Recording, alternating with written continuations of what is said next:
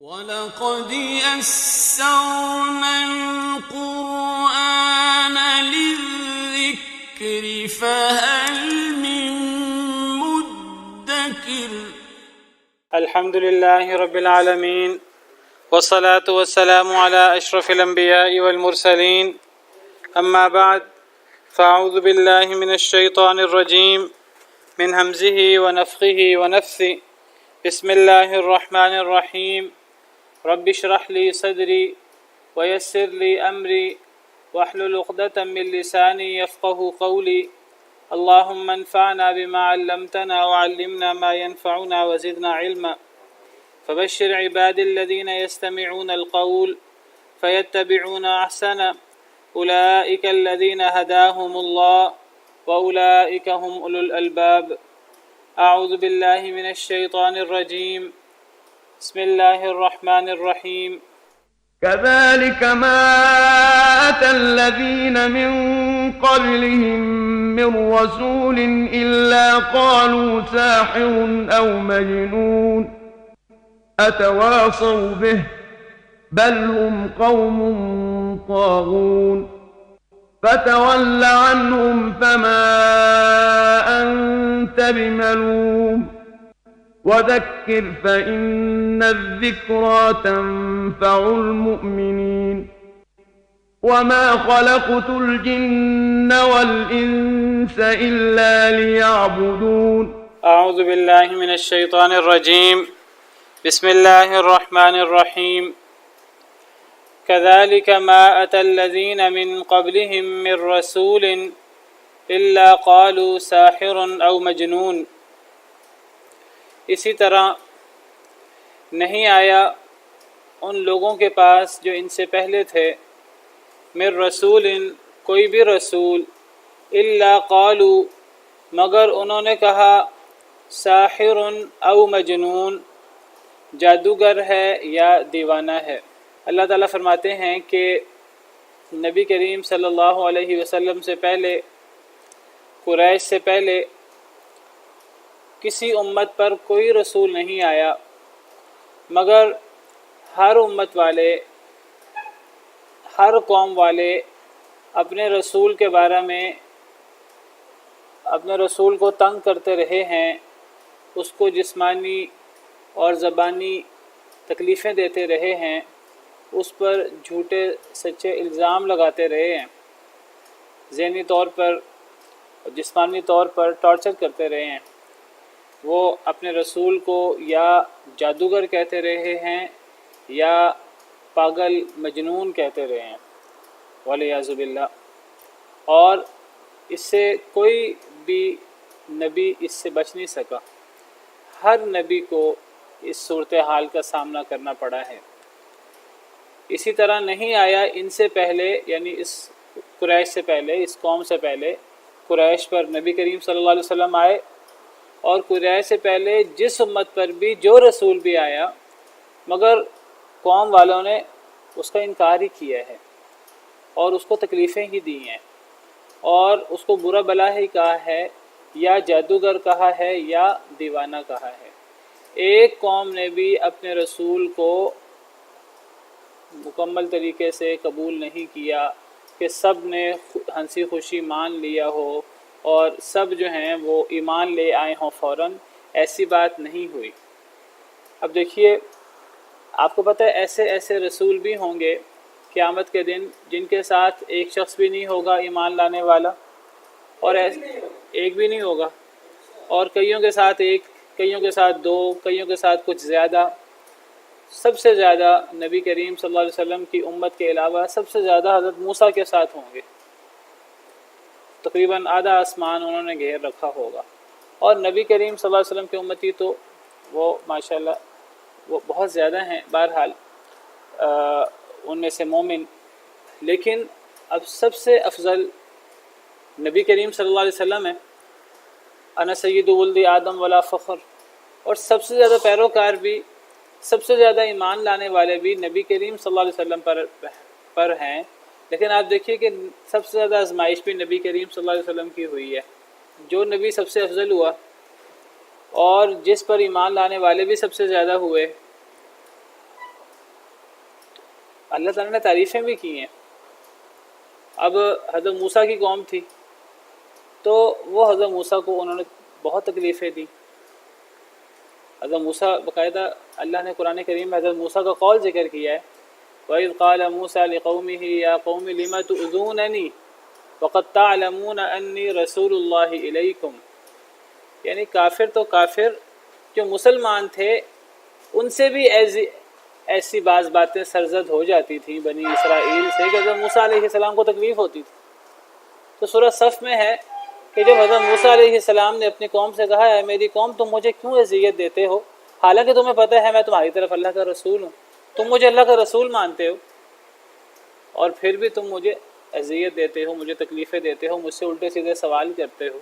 اور اللہ تعالیٰ نے قرآن کریم میں تعریف کی ہے احادیث مبارکہ میں بھی کہ حضرت موسیٰ کی جو قوم تھی، حضرت موسیٰ نے کہا کہ مسلمان لوگ، حضرت موسیٰ نے کہا کہ اللہ نے فلاں بیت المقدس جو ہے وہ تمہارے لیے لکھ دیا ہے، وہ تم اگر اس میں داخل ہوگے لڑائی کرو گے تو فتح تمہاری ہے۔ یا قوم ادخلوا الارض المقدسۃ التی کتب اللہ لکم، اے میری قوم مقدس سرزمین میں داخل ہو جاؤ جو اللہ نے تمہارے لیے لکھ دی ہے۔ لیکن انہوں نے کہا کہ اے موسیٰ تو اور تیرا رب جاؤ اور جا کر لڑو، لیکن نبی کریم صلی اللہ علیہ وسلم کے صحابہ کرام نے تو یہ رویہ اختیار نہیں کیا، بلکہ نبی کریم صلی اللہ علیہ وسلم نے جب صحابہ کرام کو جنگ بدر کی طرف اور دوسری جنگوں کی طرف دعوت دی اور صحابہ کرام سے کہا کہ تم اپنی رائے بیان کرو، تو صحابہ کرام نے کہا ہم وہ نہیں کہیں گے جو موسیٰ علیہ السلام سے ان کی قوم نے کہا تھا۔ تو گویا کہ میں یہ کہنا چاہ رہا ہوں کہ نبی کریم صلی اللہ علیہ وسلم پر ایمان لانے والے سب سے زیادہ ہیں اور ایمان کی بھی اعلیٰ مثال انہوں نے قائم کی، لیکن اس کے باوجود نبی کریم صلی اللہ علیہ وسلم کو سب سے زیادہ آزمائشیں آئی ہیں۔ تو وہ نبی جن پر ایمان لانے والے کم ہیں تو ان پر کتنی آزمائشیں آئی ہوں گی۔ بہرحال سب سے زیادہ آزمائشیں تو حدیث مبارکہ ہے کہ انبیاء پر ہوتی ہیں، نبی کریم صلی اللہ علیہ وسلم پر سب سے زیادہ آزمائشیں ہیں۔ تو ہر نبی کو ایسی صورتحال کا سامنا کرنا پڑا ہے، ہر نبی کو اس کی قوم نے جھٹلایا ہے، چاہے بعد میں ایمان لے آئے ہوں۔ ہر نبی کی قوم پر اللہ کا عذاب بھی آیا ہے۔ حضرت یونس کی قوم ہے جس پر اللہ کا عذاب نہیں آیا، فلولا كانت قرية آمنت فنفعها ایمانها الا قوم یونس، اللہ تعالیٰ فرماتے ہیں کہ ایسی کوئی قوم کیوں نہ ہوئی کہ جو ایمان لے آتی اور پھر اس کو اس کا ایمان فائدہ دیتا، یعنی اس کا ایمان اسے اللہ کے عذاب سے بچا لیتا، الا قوم یونس، سوائے قوم یونس کے۔ ایک قوم یونس واحد ایسی قوم ہے کہ آیا عذاب جو ہے ان کے ایمان اور توبہ کے نتیجے میں ٹل گیا، تو باقی ہر قوم نے اپنے نبی کو جھٹلایا ہے، زیادہ تر لوگوں نے، باقی چاہے لوگ بعد میں ایمان لے بھی آئے ہوں، ہر نبی نے اپنی قوم کو جھٹلایا ہے، ہر قوم نے اپنے نبی کو جھٹلایا ہے اور ہر قوم نے اپنے نبی کو جادوگر یا دیوانہ کہا ہے۔ چھوٹی بات نہیں ہے، بہت بڑی بات ہے جادوگر کہنا کسی کو، اور کسی کو دیوانہ اور پاگل کہنا چھوٹی بات نہیں ہے۔ ہم چھوٹی چھوٹی باتوں پہ بعض دفعہ ہمیں تکلیف لگ جاتی ہے کہ ہم دین کی دعوت کیسے دیں، فلاں مذاق اڑاتا ہے، فلاں مولوی کہتا ہے، فلاں یہ کہتا ہے، فلاں یہ کہتا ہے، فلاں بات نہیں سنتے، وہ آگے سے رویہ اچھا نہیں رکھتے، وہ ہمیں بری بری نظروں سے دیکھتے ہیں، وہ ہمارے بارے میں کیا سوچیں گے۔ ہر نبی کو اپنی قوم سے اس صورتحال کا اور اس سے بہت زیادہ مشکل صورتحال کا سامنا کرنا پڑا۔ اللہ تعالیٰ تو یہ فرماتے ہیں سورہ یاسین میں، اللہ فرماتے ہیں یا حسرتاً علی العباد، سورہ یاسین آیت نمبر 30، کہ بندوں پر حسرت ہے، ما یأتیہم من رسول الا کانوا بہ یستہزئون، ان کے پاس کوئی رسول نہیں آیا مگر سب رسولوں کو انہوں نے مذاق ہی اڑایا، ایک رسول بھی اپنی قوم کے مذاق سے بچ نہیں سکا۔ ہر نبی کو اپنے رسول سے اس قسم کے حالات کا سامنا کرنا پڑا۔ سیدنا صالح علیہ السلام کتنے جلیل القدر پیغمبر ہیں، ان کو ان کی قوم کیا کہتی ہے؟ ان کو ان کی قوم کہتی ہے کہ اُلقی الذکر علیہ من بیننا، کہ کیا ہم سب کو چھوڑ کر انہی پر ہی وحی اتری ہے؟ بل ہوا کذاب اشر، وہ تو بہت بڑا جھوٹا ہے اور وہ بڑا متکبر ہے والعیاذ باللہ۔ یہ قوم سمود نے حضرت صالح علیہ السلام کو، تو ہر نبی کو اس کی قوم نے جادوگر، دیوانہ، جھوٹا اور الٹے سیدھے الزام لگائے ہیں والعیاذ باللہ۔ قوم سمود قوم عاد کی طرح بہت طاقتور تھی اور مال و دولت کے اعتبار سے اور فن کے اعتبار سے، صلاحیتوں کے اعتبار سے، دنیاوی ترقی اور جو صنعت و حرفت ہے اس میں بہت آگے تھی۔ جی مدائن صالح العلا علاقہ ہے سعودی عرب کا، وہاں آج بھی مدائن صالح کے نام سے بستی موجود ہے۔ تو اللہ تعالیٰ قرآن میں فرماتے ہیں کہ پہاڑوں سے مکان تراش لیتے تھے۔ اللہ تعالیٰ تعجب کرتے ہوئے فرماتے ہیں کہ ہر قوم نے اپنے نبی کو جادوگر کہا ہے یا دیوانہ کہا ہے۔ اللہ فرماتے ہیں اتواصوا بہ، کیا وہ ایک دوسرے کو اس کی وصیت کر گئے تھے؟ یعنی ہر قوم نے اپنے نبی کو جھٹلایا ہے اور تقریباً ایک ہی جیسے انداز میں جھٹلایا ہے اور ایک ہی جیسے الزام لگائے ہیں۔ میں کئی دفعہ ذکر کر چکا ہوں کہ نبیوں کی دعوت تو ایک جیسی ہے، اور نبیوں کی دعوت ایک جیسی ہونے کی وجہ سمجھ میں آتی ہے کہ تمام نبیوں کا دین کیا ہے؟ دین اسلام۔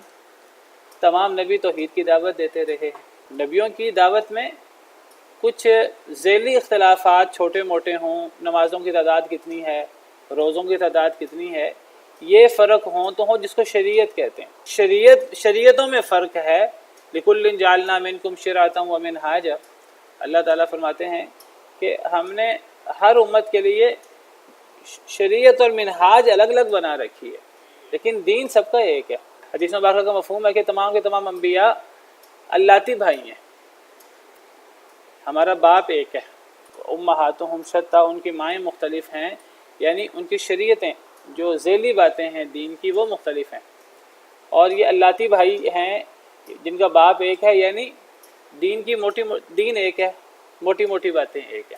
اللہ تعالیٰ جب نبیوں کا ذکر کرتے ہیں قرآن کریم میں کئی مقامات پر اللہ نے نبیوں کا ذکر کیا ہے، تو اللہ فرماتے ہیں ان ھذہ امتکم امۃ واحدۃ وانا ربکم فاعبدون، یہ تمہاری امت ایک ہی امت ہے، نبیوں کا ذکر کر کے۔ یہ سارے نبی یہ ایک ہی امت ہیں، ایک ہی قوم ہے، ان سب کی دعوت ایک ہی ہے۔ وانا ربکم، میں تم سب کا رب ہوں۔ حضرت آدم کا رب بھی میں تھا، نوح کا رب بھی، اور ابراہیم کا بھی، اور تمام نبیوں کا، اور اللہ کی دعوت ہی تمام نبی آگے پہنچاتے رہے۔ فاعبدون، تو تم سب میری ہی عبادت کرو۔ تو تمام نبیوں کی دعوت ایک جیسی، قوموں کا آگے سے انکار ایک جیسا، قوموں کے آگے سے اعتراضات ایک جیسے، الزامات ایک جیسے، تکلیفیں ایک جیسی، اور وہ جو ان کے جو اعتراضات ہیں اور کفر و شرکیات وہ بھی ایک جیسی۔ ہر قوم اپنے نبی کو کہتی ہے کہ تم انسان ہو، ہم تمہیں نبی نہیں مانتے۔ ہر قوم نے اپنے نبی کو کہا ہے، ہر قوم نے اپنے نبی کو جھٹلایا ہے، ہر قوم نے اپنے نبی کو جادوگر اور دیوانہ کہا ہے۔ بعث بعد الموت کا رد ہو، نبی پر اترنے والی وحی کا رد ہو، تو ایک جیسے ملتے جلتے اعتراضات، اور جو نبیوں کے لیے الٹے سیدھے القابات نبیوں کو تکلیف دینے کے لیے وہ بھی ایک جیسے۔ اللہ تعالیٰ تعجب کرتے ہوئے کہتے ہیں اتواصوا بہ، کہ ان کے ہتھ گنڈے اس تمام قوموں کے انکار کا انداز، استہزاء کا انداز، اور نبیوں کے کو وہ جو برا بلا کہتے ہیں وہ ایک جیسے انداز میں کہتے ہیں۔ اللہ تعالیٰ فرماتے ہیں کہ ایک دوسرے کو وصیت کر گئے تھے کہ ہم نے اپنے نبی کو جادوگر اور دیوانہ کہا ہے، تم نے بھی یہی کہنا ہے، کیا وصیت کر کے گئے تھے ایک دوسرے کو؟ یعنی گویا کہ ایک اللہ تعالیٰ سوال کر رہے ہیں، تو گویا کہ ایک جیسے اعتراضات اور نبیوں کو ایک طرح تنگ کرنا۔ تو اللہ کہتے ہیں وہ اتنا ملتا جلتا ہے جیسے ایک دوسرے کو وصیت کر کے گئے ہوں۔ پھر اللہ خود ہی جواب دیتے ہیں نہیں، وصیت انہوں نے ایک دوسرے کو کیسے کرنی تھی؟ ایک قوم تباہ ہو گئی، اب اس نے دوسری قوم کو کیا وصیت کرنی ہے؟ اللہ فرماتے ہیں وصیت نہیں کر کے گئے تھے، بل ہم قوم طاغون، ہاں ان میں ایک چیز مشترک ہے تمام قوموں میں، وہ سب کے سب سرکش لوگ تھے۔ جو بھی سرکش ہوگا اس کا یہ انداز ہوگا۔ ہر سرکش قوم اپنے نبی کو یہی کہے گی، آئندہ اگر 10,000 قومیں آ جائیں وہ بھی اپنے نبیوں کو یہی کہیں گی اپنے نبی کو، دعوت دینے والوں کو، خیر خواہ لوگوں کو جو انہیں اللہ کی طرف دعوت دیں، اللہ سے جوڑنے کی کوشش کریں، ہر قوم اپنے نبی کو، نبی کے ورثاء کو، اپنے علماء کو دین کی طرف بلانے والوں کو یہی کام کرے گی۔ کیوں؟ ان میں ایک صفت مشترک ہے اور وہ ہے سرکشی۔ سرکشی کا مطلب کیا ہوتا ہے کہ ہٹ دھرمی، جس نے نہ ماننا ہو، جس نے اپنے آپ کو نہ بدلنا ہو، چاہے اسے حق سمجھ آ جائے یا نہ سمجھ آئے، نہ سمجھ آئے تو اسے ماننا نہیں ہے، سمجھ آ جائے پھر بھی اس نے نہیں ماننا۔ اس لیے نہیں ماننا کہ اگر مان لے گا تو پھر کیا ہوگا، پھر تو اسے اپنی بات چھوڑنی پڑے گی، پھر اسے دنیا سے بے رغبتی اختیار کرنی پڑے گی۔ اگر اس کے پاس کوئی مال و دولت ہے، کوئی اقتدار ہے، اللہ کے لیے اسے قربان کرنے کا جذبہ بھی پیدا کرنا پڑے گا۔ بہت سارے لوگ اللہ تعالیٰ انہیں بتا دیتے ہیں، اللہ تعالیٰ ان کے دل میں ڈال دیتے ہیں کہ حق کیا ہے، ان کو حق واضح ہو جاتا ہے، صرف دنیاوی مفادات کو مد نظر رکھتے ہوئے وہ حق کو قبول نہیں کرتے۔ کیسر، آپ دیکھیے کیسر روم، وہ کہتا ہے باقاعدہ، وہ کہتا ہے اپنے لوگوں سے کہ اگر عربوں کا کوئی قافلہ وغیرہ آیا ہو تو ذرا اس کو میرے پاس لاؤ۔ ابو سفیان ابھی مسلمان نہیں ہوئے تھے تو کیسر روم کے پاس لے گئے اس کو۔ کیسر روم اب آخر روم کا بادشاہ تھا اس دور کا، سپر پاور، اور بہت بڑے علاقے پر حکومت کرتا تھا، تو ایسے عام لوگ تو نہیں ہوتے، بہت ہی سمجھدار دنیاوی اعتبار سے، تو بڑا سمجھدار تھا وہ۔ تو اس نے مختلف سوالات کیے کہ تمہاری طرف ایک نبی آیا ہے، نبوت کا دعویٰ کرتا ہے، تو وہ کیا کیا دعویٰ کرتا ہے، اور کئی سوالات کیے۔ تو مختلف سوالات کرنے کے بعد حضرت ابو سفیان نے جوابات دیے، ابھی مسلمان نہیں ہوئے تھے۔ تو کیسر نے یہ کیا کہ ابو سفیان کو بٹھا دیا، ان کے ساتھیوں کو پیچھے بٹھا دیا، اور کہا کہ اگر ابو سفیان جھوٹ بول رہے ہیں تو تم نے مجھے پیچھے سے اشارہ کر دینا کہ یہ جھوٹ بول رہے ہیں۔ تو ابو سفیان کہتے ہیں اگر مجھے پتہ نہ ہوتا کہ مجھے پتہ ہوتا میرے پیچھے میرے ساتھی نہیں بیٹھے، میں کوئی باتیں جھوٹ موٹ بھی کہہ دیتا۔ ابھی مسلمان نہیں ہوئے تھے، کیونکہ نبی کے بارے میں وہ سوال کر رہا تھا، نبی صلی اللہ علیہ وسلم کے بارے میں۔ تو ابو سفیان کہتے ہیں میں ممکن ہے غلط باتیں کچھ کہہ دیتا، لیکن مجھے ڈر تھا کہ میرے پیچھے میرے ساتھی بیٹھے ہیں، تو کوئی دنیاوی مفادات کے لیے، انعام کے لیے کوئی میری مخالفت نہ کر دے۔ تو ابو سفیان کہتے ہیں میں نے جو باتیں کہیں ساری باتیں سچ سچ بیان کی۔ تو وہ کہنے لگا کہ ان کی دعوت کیا ہے، ان کے ماننے والے کم ہو رہے ہیں یا زیادہ ہو رہے ہیں، کیا ان کے آباء و اجداد میں کوئی بادشاہ تو نہیں گزرا۔ تو کئی سوالات کیے، اور بعد میں بتایا کہ میں نے سوالات اس لیے کیے تھے اگر ان کے خاندان میں بادشاہ گزرا ہوتا تو میں کہتا کہ ان کی بھی چاہت یہی ہے کہ یہ بھی بادشاہ بنے، تو بادشاہ بننے کے لیے اس قسم کے ہتھ کنڈے استعمال کر رہے ہیں۔ اگر خاندان میں کوئی بادشاہ نہیں ہے، اس کا مطلب ہے کہ ان کے دل میں بادشاہت دنیا کا تصور نہیں ہے۔ پھر میں نے سوال کیا کہ ماننے والے کم ہو رہے ہیں، زیادہ ہو رہے ہیں، تم نے کہا زیادہ ہو رہے ہیں۔ ہر نبی کے ماننے والے وہ بڑھتے رہتے ہیں آہستہ آہستہ۔ پھر میں نے نبی کی دعوت کے بارے میں پوچھا، تم نے نبی کی دعوت بتائی کہ ان کی دعوت یہ ہے، تو پرانے نبیوں کی دعوت بھی یہی تھی۔ کئی سوالات کیے کیسر روم نے۔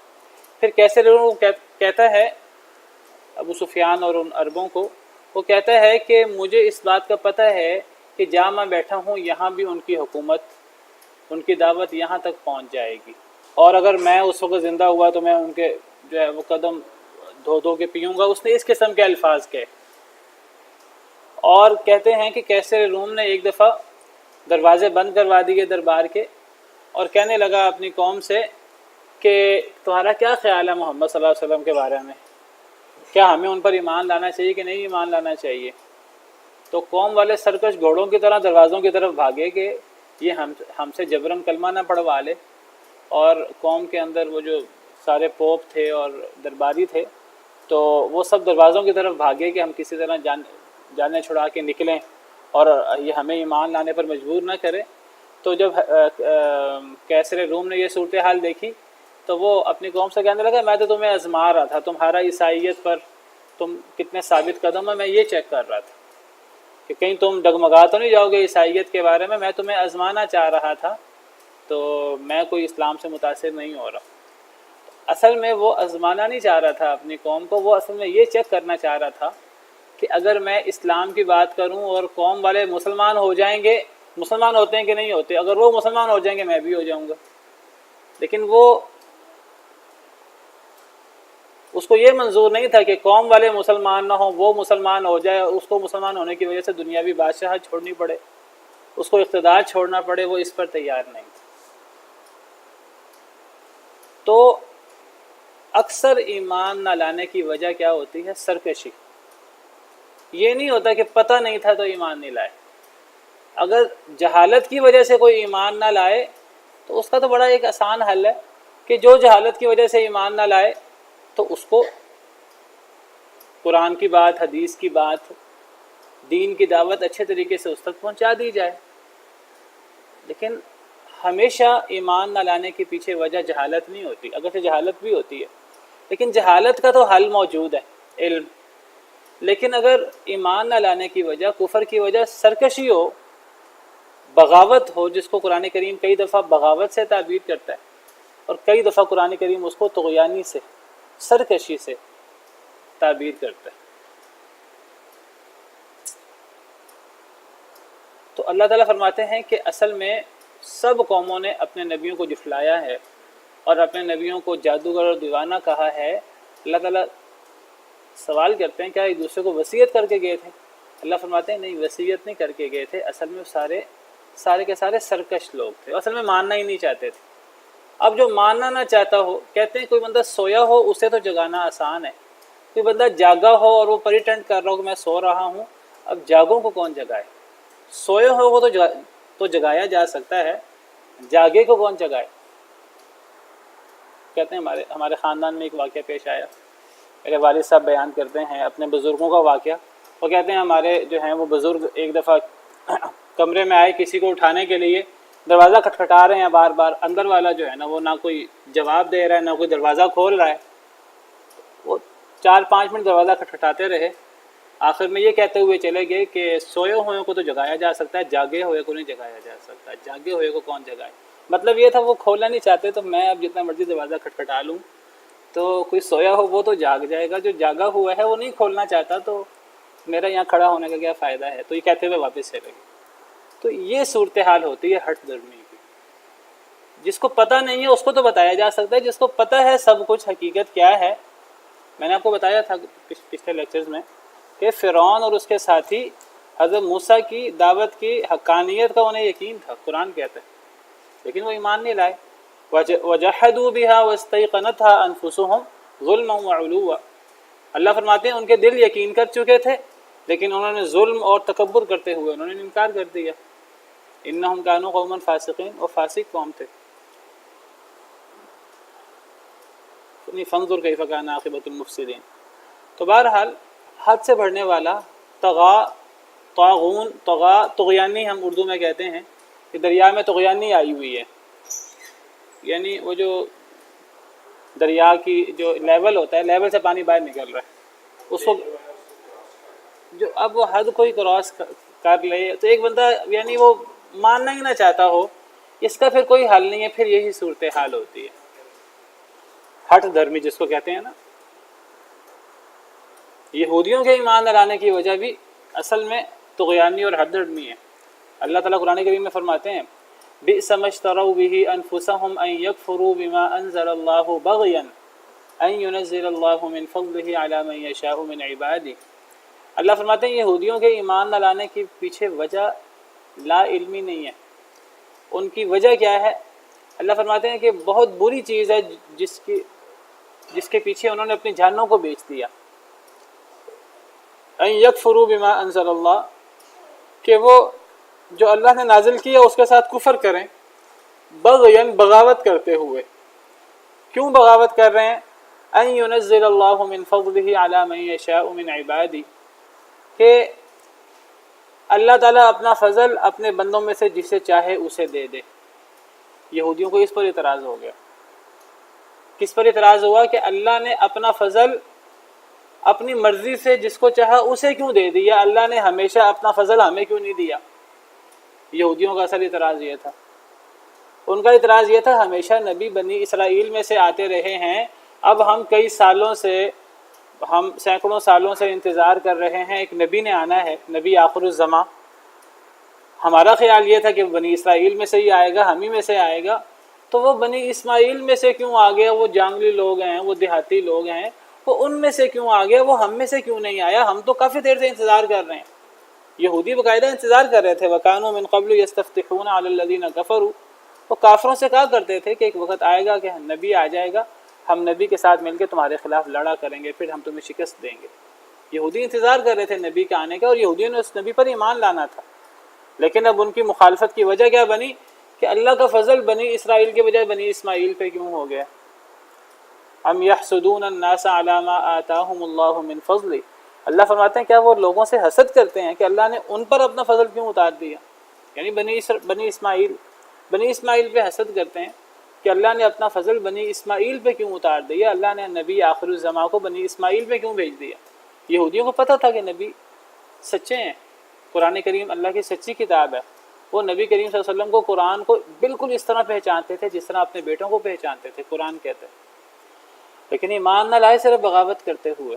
جی مدینہ منورہ میں ان کے آنے کی اور مدینہ منورہ میں رہنے کی وجہ یہ تھی، ان کو پتہ تھا کہ ان کی کتابوں میں لکھا تھا کہ آخر نبی جو ہے اس کی ہجرت مدینہ منورہ کی طرف ہوگی، تو یہودی تو انتظار کر رہے تھے۔ اللہ قرآن کریم میں اللہ نے کئی مقامات پر یہ بات کہی ہے، وَدَّ كَثِيرٌ مِّنْ أَهْلِ الْكِتَابِ لَوْ يَرُدُّونَكُم مِّن بَعْدِ إِيمَانِكُمْ كُفَّارًا حَسَدًا مِّنْ عِندِ أَنفُسِهِمْ مِّن بَعْدِ مَا تَبَيَّنَ لَهُمُ الْحَقُّ، اللہ فرماتے ہیں اہل کتاب کے بہت سارے لوگ چاہتے ہیں کہ کاش کہ تم مسلمان ایمان کے بعد دوبارہ کافر بن جاؤ۔ اہل کتاب چاہتے ہیں کاش کہ تم ایمان کے بعد دوبارہ کافر بن جاؤ، کیوں؟ حسدا من عند انفسہم، حسد کرتے ہوئے، من بعد ما تبین لهم الحق، اس کے بعد کہ ان کے لیے حق واضح ہو چکا ہے۔ ان کو پتہ ہے کہ نبی کریم صلی اللہ علیہ وسلم اللہ کے سچے نبی ہیں، قرآن کریم اللہ کی سچی کتاب ہے، مسلمان سچی قوم ہے، ان کو پتہ ہے اس بات کا، حق ان کے سامنے واضح ہے، لیکن صرف حسد ہے ان کو کہ یہ نبی بنی اسماعیل میں کیوں آگے، بنی اسرائیل میں کیوں نہیں آیا۔ اب جس نے حسد کرنا ہے اور جس نے نہیں ماننا، یعنی اب اللہ پر ہی اعتراض ہو گیا کہ اللہ نے جو ہے وہ نبی ہماری بجائے فلاں جگہ کیوں بھیج دیا۔ جب اللہ پر ہی اعتراض ہو گیا اور ہٹ دھرمی پیدا ہو گئی، سرکشی پیدا ہو گئی، اب تو پھر ایمان کی توفیق کیسے ملے؟ تو اللہ فرماتے ہیں بل ہم قوم طاغون، بلکہ وہ سب کے سب سرکش قوم تھے، انہوں نے ماننا تھا ہی نہیں، جب نہیں ماننا تھا تو پھر سب نے اپنے نبیوں کو یہی تو کہنا تھا، اور کیا کہنا تھا۔ تو گویا کہ اس میں تسلی ہے نبی کریم صلی اللہ علیہ وسلم کے لیے کہ اے نبی صلی اللہ علیہ وسلم، اگر یہ آپ کو جادوگر کہتے ہیں، اگر یہ آپ کو دیوانہ کہتے ہیں تو آپ پریشان نہ ہوں، تمام نبیوں کے ساتھ یہ معاملہ ہوا ہے، تمام نبیوں کو اس آزمائش کا سامنا کرنا پڑا ہے، تو اگر یہ آزمائش آپ کو بھی ہو رہی ہے تو آپ خندہ پیشانی سے اسے برداشت کریں۔ بلکہ اللہ تعالیٰ نے قرآن کریم میں پرانے نبیوں کے حالات بیان کرنے کی وجہ بھی یہی بیان کی ہے کہ اللہ تعالیٰ قرآن کریم میں جگہ جگہ پرانے نبیوں کے حالات کیوں بیان کرتے ہیں۔ اللہ تعالیٰ فرماتے ہیں وَكُلًّا نَقُصُّ عَلَيْكَ مِنْ أَنْبَاءِ الرُّسُلِ مَا نُثَبِّتُ بِهِ فُؤَادَكَ، کہ اے نبی صلی اللہ علیہ وسلم، یہ جو ہم آپ پر نبیوں کے قصے بیان کرتے ہیں آپ کے دل کو مضبوط کرنے کے لیے کہ نبیوں کو بھی بڑی بڑی آزمائشوں کا سامنا کرنا پڑا، ان کے پاس بھی شروع میں کچھ نہیں تھا، ان کے ساتھ بھی شروع میں بہت تھوڑے لوگ ایمان لائے، بڑی آزمائشوں کا سامنا کرنا پڑا، لیکن دیکھیں پھر آخرکار کیا ہوا۔ آخرکار وہ جو اتنی بڑی قومیں تھیں وہ تباہ ہوئیں، اور آخرکار نبی جو تھوڑے تھے اور نبی کے ساتھ ایمان لانے والے، اللہ نے آخرکار انہیں غلبہ دیا۔ تو نبی کریم صلی اللہ علیہ وسلم کو تسلی دینا مقصود ہے، ہر نبی کے ساتھ ایسا ہوا ہے۔ فَتَوَلَّ عَنْهُمْ، پس آپ منہ موڑ لیجئے ان سے، آپ ان سے منہ موڑ لیں، ان سے اعراض کریں، یہ جو تکلیفیں دیتے ہیں قریش، آپ صبر کریں، درگزر کریں، آپ ان سے اعراض کریں۔ فما انت بملوم، پس نہیں ہے آپ ملامت زدہ، آپ پر کوئی ملامت نہیں ہے، آپ تو اپنا کام بڑی جان فشانی کے ساتھ، بڑی محنت کے ساتھ، آپ قربانی کے ساتھ آپ اپنا کام کر رہے ہیں، آپ پر کوئی ملامت نہیں ہے اللہ کی طرف سے۔ اللہ کو آپ پر کوئی غصہ نہیں ہے، اللہ کو غصہ تو کافروں پر ہے جو ایمان نہیں لاتے۔ آپ کے بارے میں تو اللہ کی گواہی ہے، یاسین والقرآن الحکیم انک لمن المرسلین علی صراط مستقیم، قرآن کی قسم کہ آپ یقیناً رسولوں میں سے ہیں، آپ یقیناً سیدھے رستے پر ہیں۔ تنزیل العزیز الرحیم، یہ جو آپ پر قرآن نازل ہوا ہے اللہ کی طرف سے نازل ہوا ہے، تو اگر آپ کو سارے لوگ بھی جھٹلا دیں، ہزاروں لوگ بھی جھٹلا دیں، آپ کو فکر کرنے کی ضرورت نہیں ہے، اللہ آپ کے حق میں گواہی دیتا رہے گا۔ آپ پر کوئی ملامت نہیں ہے، ملامت تو ان لوگوں پر ہے، یہ مانتے کیوں نہیں۔ آپ کا کام کیا ہے؟ وذکر، آپ کا کام ہے نصیحت کرنا، آپ نصیحت کیجیے۔ فإن الذکر تنفع المؤمنین، پس بے شک نصیحت فائدہ دیتی ہے مومنوں کو۔ آپ نصیحت کریں، مومنوں کو نصیحت فائدہ دیتی ہے، آپ اپنی نصیحت جاری رکھیں۔ نصیحت مومنوں کو فائدہ دیتی ہے، یعنی آپ صحابہ کرام کو نصیحت کریں، مومنوں کو نصیحت فائدہ دیتی ہے۔ کیا اس آیت کریمہ سے یہ اشارہ ملتا ہے کہ جو کافر ہے اسے نصیحت نہیں کرنی چاہیے؟ نہیں، کئی مفسرین نے اس آیت کا یہ معنی کیا ہے کہ آپ نصیحت کریں، بے شک نصیحت مومنین کو فائدہ دیتی ہے، یعنی اللہ کو پتہ ہے کہ کون لوگ ایمان لے آئیں گے۔ اللہ نے نتیجے کے اعتبار سے فرمایا ہے کہ اللہ کو پتہ ہے کہ جو لوگ آخرکار مومن ہو جائیں گے، آپ نصیحت کریں، کیا پتہ ان میں سے کون مومن ہے اور کون آخرکار ایمان لے آئے گا اور کون آپ کی نصیحت پہ کان دھرے گا۔ آپ کا کام نصیحت کرنا ہے، آپ نصیحت کریں، جن کی تقدیر میں لکھا ہے ایمان، ان کو ایمان مل کر رہے گا۔ یہ انکار کرنے والے انکار کرتے رہیں گے۔ ایسے لوگ بھی ہیں، آپ ڈرائیں نہ ڈرائیں ان کے لیے برابر ہے، لیکن سب لوگ ایسے نہیں ہیں۔ نہیں، یہ آیت ایمان والوں کے لیے ہے، یا تو مراد ہے کہ جو مومن ہے اسے نصیحت فائدہ دے گی، یا اس سے مراد مفسرین نے کہا کہ جو بعد میں مومن بن جائے گا۔ دیکھیں نا، جیسا قرآن میں ہے کہ ذالک الکتاب لا ریب فیہ ھدی للمتقین، قرآن ہدایت ہے متقین کے لیے۔ اب دیکھیے جب قرآن کریم اترا اس وقت تو کوئی بھی متقی تھا کہ نہیں، کوئی ایک بھی متقی نہیں تھا، لیکن قرآن کہتا ہے کہ قرآن متقیوں کے لیے، متقی لوگوں کے لیے ہدایت ہے۔ کیا مطلب؟ یہ مطلب نہیں ہے کہ جو متقی ہے بس اسے قرآن سے فائدہ ہوگا، یعنی جو نتیجے کے اعتبار سے متقی، جو اللہ کے علم میں متقی ہے، جس نے متقی بن جانا ہے، جس کے دل میں وہ جو ہم نے پیچھے پڑھا سرکشی نہیں ہے، جو لا علمی کی وجہ سے انکار کر رہا ہے، ایسے لوگوں کو تو ہدایت مل جائے گی۔ جو آخرکار متقی بن جائے گا، جو آخرکار مومن بن جائے گا، جو آخرکار محسن بن جائے گا، اس کے لیے ہدایت ہے۔ تو یہ بعض دفعہ مؤمنین، متقین، محسنین یہ مستقبل کے اعتبار سے کسی کو مؤمن کہہ دیا جاتا ہے، جسے کہتے ہیں بے اعتبار ما یکون۔ بعض دفعہ کسی کو اس کی آئندہ حالت، اللہ کو تو پتہ ہے نا، اللہ کو تو جو ہے وہ زمین و آسمان کے بھی پیدا کرنے سے 50,000 سال پہلے پتہ ہے کون مومن ہے کون مومن نہیں ہے۔ آپ کہہ سکتے ہیں یعنی آپ نصیحت کریں، مومنوں کو نصیحت فائدہ دیتی ہے، یعنی کون مومن؟ جو اللہ کے علم میں مومن ہے، انہیں نصیحت فائدہ دیتی ہے۔ کئی دفعہ انسان نصیحت کرتا ہے اور ایک بڑا فاسق و فاجر بندہ، اس کا دل بدل جاتا ہے، گویا کہ وہ شخص اللہ کے علم میں مومن تھا، وہ شخص اللہ کے علم میں متقی تھا۔ تو ہمیں نصیحت کرنے سے کبھی بھی نہیں گھبرانا چاہیے، کبھی بھی کترانا نہیں چاہیے۔ قرآن کریم کی یہ آیت کہ ان الذین کفروا سواء علیہم اانذرتہم ام لم تنذرہم لا یؤمنون، کافر لوگ برابر ہیں کہ آپ انہیں ڈرائیں یا نہ ڈرائیں، وہ ایمان نہیں لائیں گے۔ اس آیت کو مد نظر رکھتے ہوئے دعوت ختم نہیں کر دینی چاہیے۔ یہ آیت سب کافروں کے بارے میں نہیں ہے۔ اس آیت کا مطلب یہ نہیں ہے کہ کافر لوگوں کو آپ ڈرائیں نہ ڈرائیں کوئی ایمان نہیں لائے گا۔ یہ آیت مخصوص کافروں کے بارے میں، اور کون مخصوص کافر ہے ہمیں نہیں پتہ، وہ اللہ کو پتہ ہے، اللہ کے علم میں ہے۔ کئی ایسے بدبخت ہوتے ہیں کافروں میں سے کہ جن کے دل پر مہر لگی ہوتی ہے۔ اگلی آیت میں اللہ نے فرمایا ختم اللہ علی قلوبہم، کہ جن کے دل پر اللہ بضد بھی ہو سکتا ہے، لیکن اب کئی لوگ ہوتے ہیں جو لمبا عرصہ دعوت کے بعد مسلمان نہیں ہوتے، 10 سال کے بعد بھی مسلمان نہیں ہوتے، لیکن 11ویں سال مسلمان ہو جاتے ہیں۔ یعنی گویا کہ میں صرف یہ کہنا چاہ رہا ہوں کہ ہم دعوے سے نہیں کوئی انسان دعوے سے نہیں کہہ سکتا کہ یہ شخص تو ایسا ہے کہ میں اسے ڈراؤں نہ ڈراؤں، میرا ڈرانا نہ ڈرانا اس کے لیے برابر ہے۔ یہ بات کوئی انسان نہیں کہہ سکتا، یہ بات اللہ کے علم میں ہے۔ ہاں ایسے لوگ ہوتے ہیں کہ جن پر مہر لگ چکی ہوتی ہے، ہمیں نہیں پتہ کس پر مہر لگی کس پر مہر نہیں لگی۔ جس پر مہر لگی ہے اسے تو فائدہ نہیں ہوگا۔ اب ہم کہیں گے جی سب پر مہر لگ چکی ہے، اب ہم ڈرانے کا کام چھوڑ دیں؟ نہیں، انسان کا کام یہ ہے انسان نصیحت کرے، نصیحت فائدہ دیتی ہے مومنوں کو۔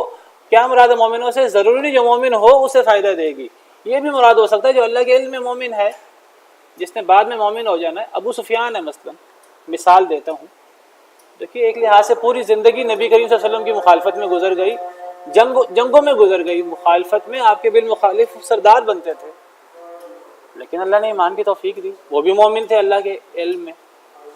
تو کوئی انسان یہ دعوے سے نہیں کہہ سکتا کہ فلاں شخص کو میری نصیحت فائدہ نہیں لے گی، انسان کا کام ہے نصیحت کرے۔ تو بات یہ ہو رہی تھی کہ وذکر، نصیحت کیجئے، فإن الذکریٰ تنفع المؤمنین، پس بے شک نصیحت فائدہ دیتی ہے مومنین کو۔ جو مومن ہے یعنی اللہ کے علم میں، چاہے ابھی نہیں ہے، بعد میں مومن بننا ہے، اس سے نصیحت فائدہ دے گی۔ آپ نصیحت کرنے سے نہ گھبرائیں، نصیحت ضرور کریں۔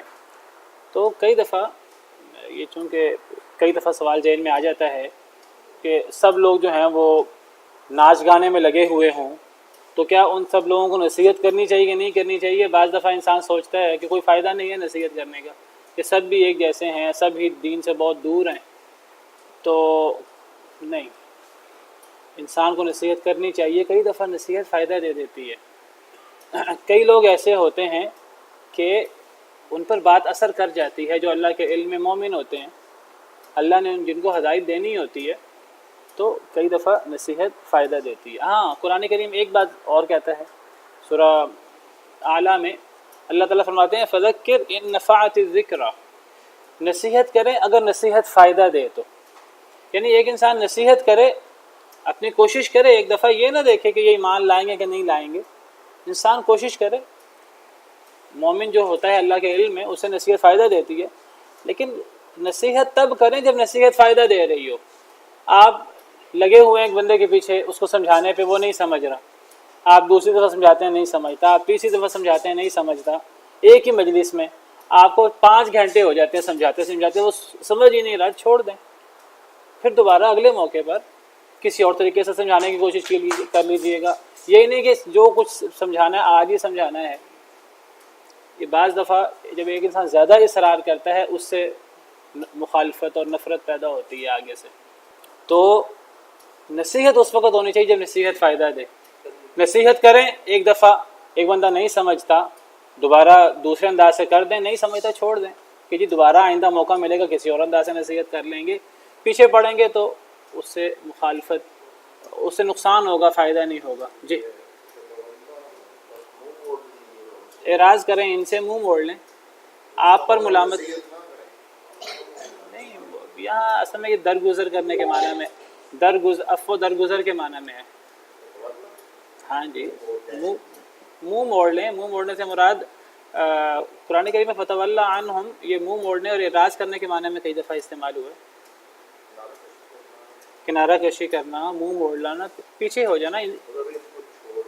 دیکھیں اعراض کرنے کا مطلب کیا ہوتا ہے، انسان منہ پیچھے کر لے، اپنا بات چھوڑ دے۔ یعنی آپ ایک وقت کسی کو سمجھا رہے ہیں، وہ نہیں سمجھ رہا، آپ چھوڑ دیں اس کو، دوبارہ پھر کوئی موقع آئے گا دوبارہ سمجھا دیجیے گا۔ آپ ملامت زدہ نہیں ہیں، یعنی اگر یہ آپ کو برا بلا کہتے ہیں تو کہتے رہیں۔ اللہ کے ہاں آپ ایسے نہیں ہیں، آپ کا اللہ کے ہاں بڑا مقام ہے، آپ اللہ کے ہاں حق پر ہیں، آپ سیدھے رستے پر ہیں۔ یہ آپ کو جو مرضی کہتے رہیں، اس سے فرق نہیں پڑتا۔ آپ درگزر کریں، صبر کریں، اعراض کریں۔ واللہ اعلم۔ وما خلقت الجن والانس الا ليعبدون، اور نہیں میں نے پیدا کیا جنوں کو اور انسانوں کو مگر اس لیے تاکہ وہ عبادت کرے میری، اور نہیں میں نے جنوں اور انسانوں کو پیدا کیا مگر صرف اپنی عبادت کے لیے۔ یہ جو انداز ہوتا ہے جس میں پہلے نفی ہوتی ہے پھر اس بات ہوتا ہے، اس کو حصر کہتے ہیں۔ عربی گرامر کے اندر یہ انداز ہے، اور یہ عربی میں بھی ہے اور باقی زبانوں میں بھی ہوتا ہے۔ پہلے نفی کر کے بعد میں اس بات کی جائے تو حصر پیدا ہو جاتا ہے۔ اللہ نے یہ نہیں فرمایا کہ انی خلقت الجن والانس للعبادہ، یہ نہیں فرمایا۔ اگر یہ عبارت ہوتی کہ میں نے جنوں اور انسانوں کو عبادت کے لیے پیدا کیا ہے، پھر اتنا زور نہ ہوتا جتنا یہاں زور ہے۔ یہاں پہلے نفی ہے، نہیں میں نے پیدا کیا جنوں اور انسانوں کو، پھر آگے الا کر کے استثناء ہے، پھر اس بات ہے، الا پچھلی بات کی نفی کر دیتا ہے۔ یہاں اب زور پیدا ہو جائے گا یعنی مطلب یہ بنے گا کہ نہیں میں نے پیدا کیا جنوں اور انسانوں کو مگر صرف اور صرف اس کام کے لیے کہ میری عبادت کریں. یا حسر پیدا ہو گیا معنی میں. یہ بالکل وہی انداز ہے جو کلمہ طیبہ میں ہے، لا الہ الا اللہ، کوئی معبود برحق نہیں سوائے اللہ کے. اگر یہ پہلے نفی نہ ہوتی بعد میں اس بات نہ ہوتا تو پھر کیا ہوتا؟ اللہ الہ، اللہ معبود ہیں. اللہ الہ میں اور لا الہ الا اللہ میں زمین و آسمان کا فرق ہے. دونوں میں کیا فرق ہے؟ دونوں میں فرق یہ ہے، اگر یہ کہا جاتا اللہ الہ کہ اللہ معبود ہے، اس میں باقیوں کی نفی نہیں ہے. اس میں یہ ہے کہ اللہ معبود ہے، اللہ خالق ہے، اللہ مالک ہے، اللہ معبود ہے. اللہ الہ میں باقیوں کی نفی نہیں ہے. یہ ایسے ہی جیسے کوئی کہ زید عالم، زید عالم ہے. بھئی زید عالم ہے تو کیا بکر عالم ہے کہ نہیں؟ جی بکر کی تو بات ہی نہیں ہو رہی. ممکن ہے وہ بھی عالم ہو. زید عالم سے بکر کے علم کی نفی نہیں ہو رہی. یہ بات سمجھ آ رہی کہ نہیں؟ لیکن اگر کہا جائے کہ لیس ہناک عالم الا زید، کوئی عالم نہیں ہے سوائے زید کے، اب زمین و آسمان کا فرق ہو گیا. اب آپ نے زید کے لیے علم کا اس بات بھی کیا ہے اور باقی سب سے نفی بھی کر دی. اس کو حصر کہتے ہیں. اگر کہا جاتا اللہ الہ، اللہ معبود ہے، تو اس سے باقی معبودوں کی نفی نہیں ہو رہی تھی. لیکن ہمارا کلمہ طیبہ ہے لا الہ، سب کی نفی پہلے کر دی گئی حقیقی طور پہ کہ کوئی معبود برحق نہیں. پھر اس بات ہوا الا اللہ، مگر اللہ. اب یہاں صرف اللہ کا معبود ہونا ثابت نہیں ہوا، باقی سب کی نفی بھی ہوئی. تو یہی انداز یہاں ہے کہ نہیں میں نے پیدا کیا جنوں اور انسانوں کو مگر صرف اپنی عبادت کے لیے. پتہ لگا کہ انسان، یہ نہیں کہ اللہ نے انسان کو عبادت کے لیے بھی پیدا کیا ہے اور کاموں کے لیے بھی پیدا کیا، نہیں. یہاں عبادت کا حصر ہو رہا ہے. اللہ نے انسان اور جن کو صرف اور صرف اپنی عبادت کے لیے پیدا کیا. باقی کام کوئی نہ کرے، ٹھیک ہے، باقی کام کوئی نہ کرے عبادت کے علاوہ. اب باقی کام بھی عبادت کے اندر آ جاتے ہیں نا. اصل میں ہم نے عبادت کو محدود کر دیا ہے. دیکھیے عبادت کیا چیز ہے؟ عبادت ہے ہر وہ قول فعل جو اللہ کو راضی کرے. انسان اللہ کو راضی کرنے کے علاوہ کوئی کام نہ کرے، کوئی اللہ کو ناراض کرنے والا کام نہ کرے، ٹھیک ہے. انسان عبادت کے علاوہ کچھ نہ کرے. انسان اگر روزی کمائے گا، حلال روزی، حلال کھانے کے لیے، بیوی بچوں کو کھلانے کے لیے عبادت ہوگی کہ نہیں ہوگی؟ تو عبادت کا تصور محدود نہیں ہے نا، عبادت کا تصور وسیع ہے. یعنی عبادت کیا چیز ہے؟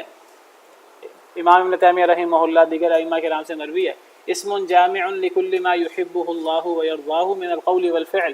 ایک جامع نام ہے ہر اس چیز کا جس کو اللہ پسند کرتے ہیں، چاہے وہ کسی کا قول ہو چاہے کسی کا فعل ہو. آپ ذکر کریں عبادت ہے. آپ کوئی ایسا عمل کریں کسی کو خوش کر دیں اللہ کو راضی کرنے کے لیے، عبادت ہے. آپ کوئی ایسا کام کریں چاہے وہ تفریح قسم کا ہے، چاہے اس میں تھوڑا سا یعنی انسان اچھی چیز کھا لیتا ہے، کوئی ایسی چیز کھا لیتا ہے، انسان کوئی مزہ کر لیتا ہے، اگر اس لیے کہ میں جو ہے وہ بعد میں عبادت کے لیے وقت نکالوں گا، تازہ دم ہو جاؤں گا. ایک انسان کچھ دیر کے لیے سو جاتا ہے کہ میں اٹھ کر عبادت کروں گا، تو اس کا سونا بھی عبادت بن جائے گا. بہرحال تو اللہ فرماتے ہیں کہ میں نے جنوں اور انسانوں کو صرف اپنی عبادت کے لیے پیدا کیا اور کسی کام کے لیے پیدا نہیں کیا. اس سے پتہ لگا کہ یہ جو اللہ نے زمین و آسمان بنائی ہے، یہ جو اللہ نے کائنات کی تخلیق کی ہے، یہ اللہ نے اپنی عبادت کے لیے تخلیق کی ہے.